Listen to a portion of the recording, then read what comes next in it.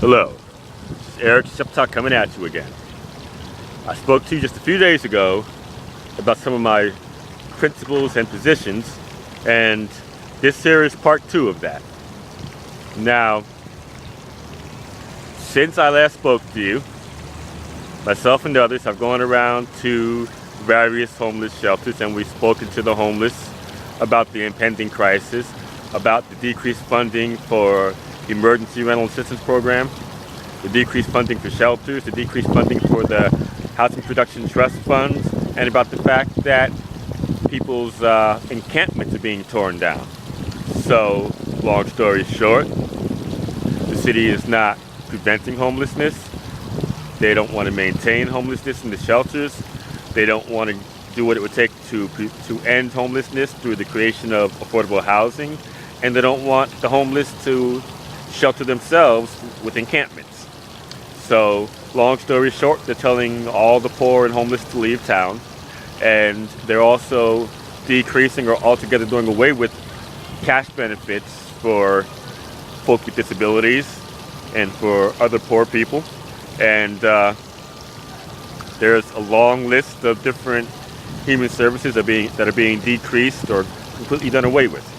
Well, as myself and the others have gone around and spoken to the homeless have been saying some of the same things. And they've been saying the same things even without being coached by me or by other homeless advocates and without talking with each other.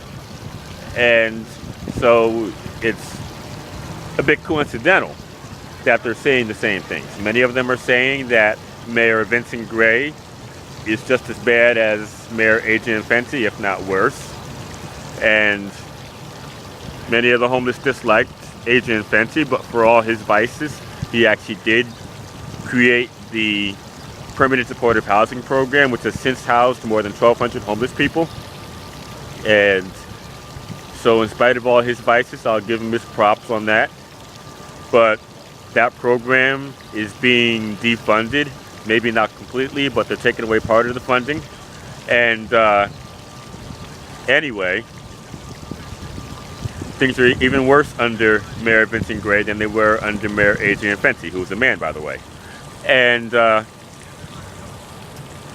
homeless have also been saying that the Democrats are very much like the Republicans. And I've told them that there's an acronym for that, DINO, Democrat in name only.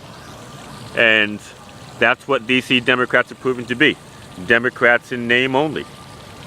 And so the homeless are becoming socially conscious, and that's a good thing. So in spite of this crisis, they're finding themselves and they're becoming socially conscious and they're ready to get involved. And that can't be bad. But you know, this is a teachable moment, and I will say that some of the homeless are proving to be what we Marxists call objective revolutionaries.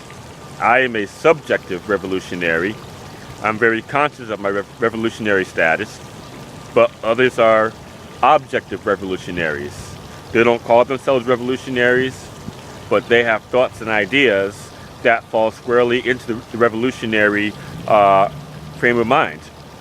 And so they need only to be told that there is a name for how they think and that there is a movement for them to become active members of.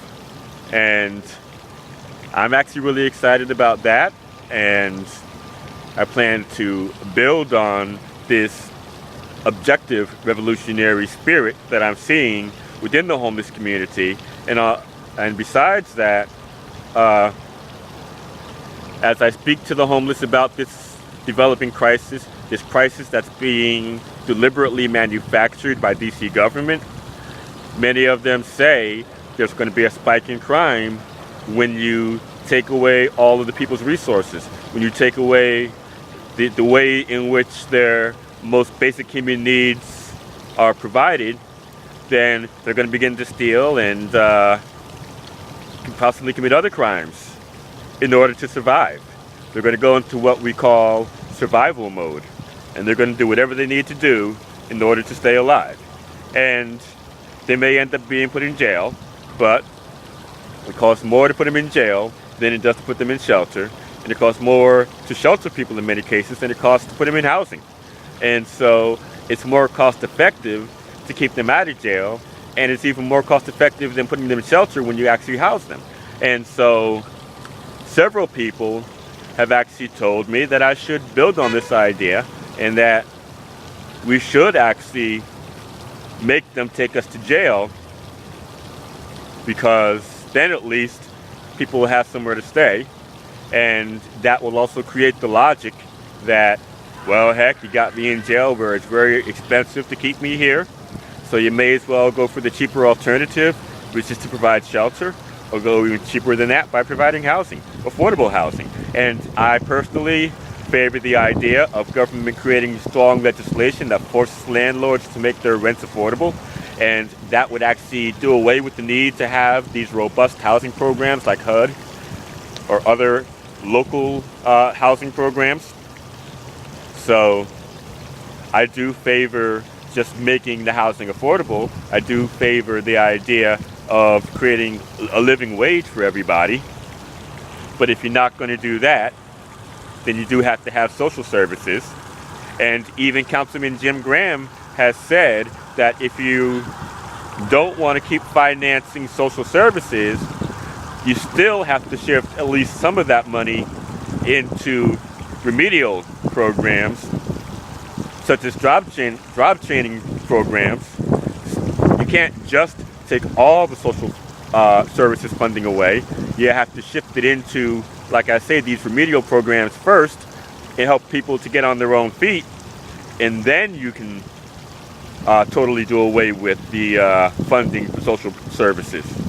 But you can't just pull the rug out from under people. You have to invest in other programs first, and then do away with the social programs. That's if you're going to do away with them.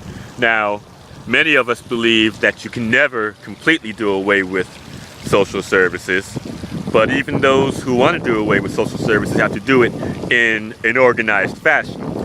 Don't just pull the rug out from under me, but let me down easy, you know.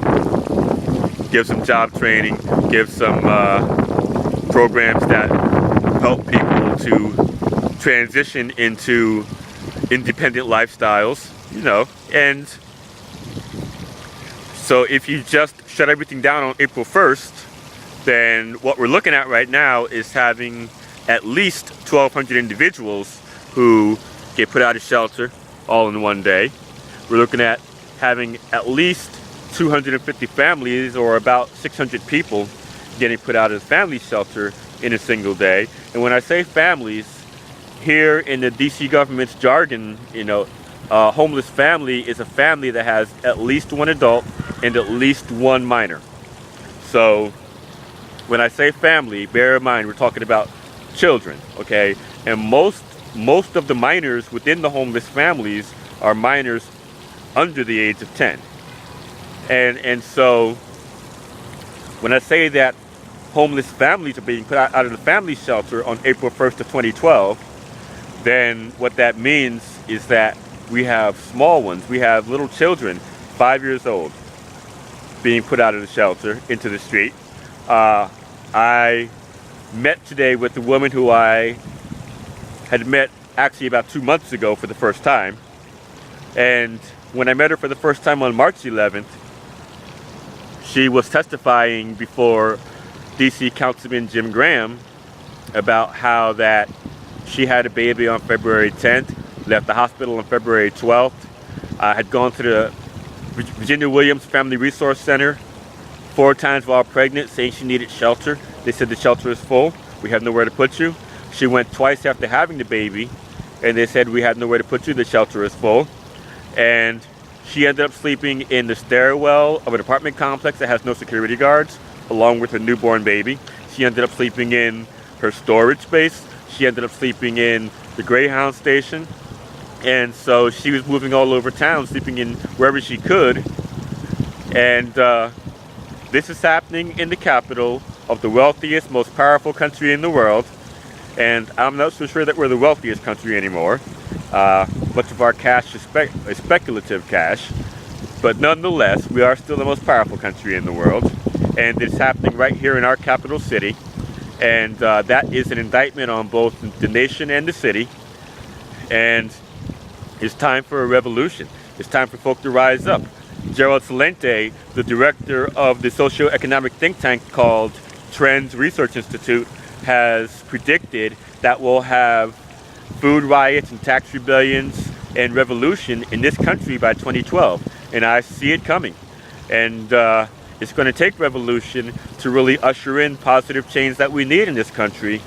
But at any rate, that revolution is coming. It's unfolding rather rapidly, and it's going to be people not being able to get their most basic needs, which is going to trigger that revolution. And if that's what it takes to usher in positive change, hey, that's what I want to see. If it has to happen that way, then so be it. You know, I'm not going to do anything illegal in terms of getting it started. I'm just broadcasting the mood of the nation.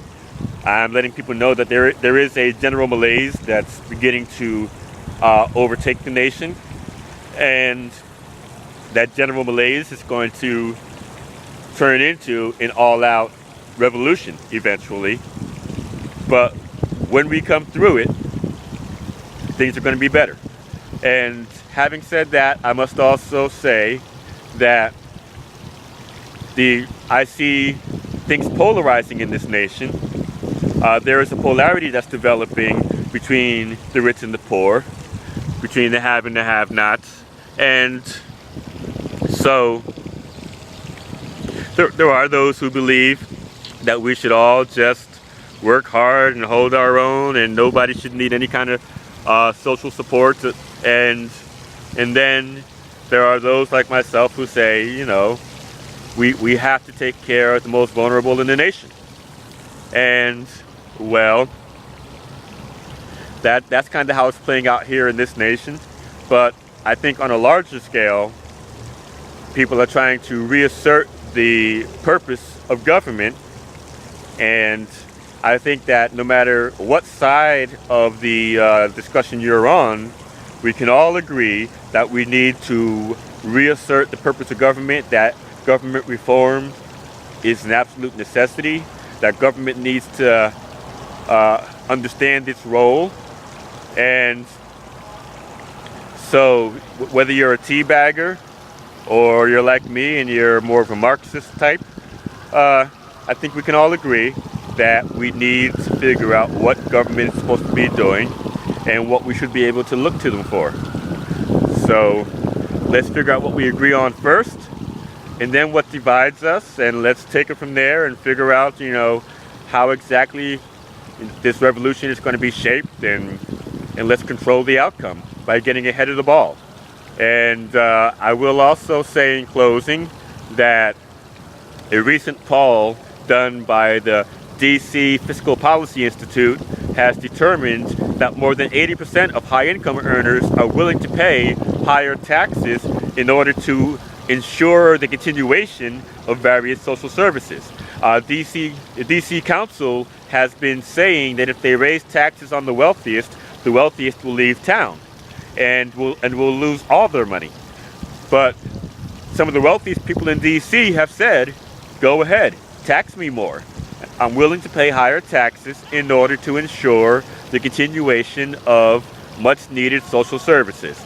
And so, that having been said, our council doesn't really know what it's talking about, and so we need some of the wealthiest people, some of the high income earners, to join forces with those who are fighting to maintain social services, and let the council know that they've got you pegged all wrong.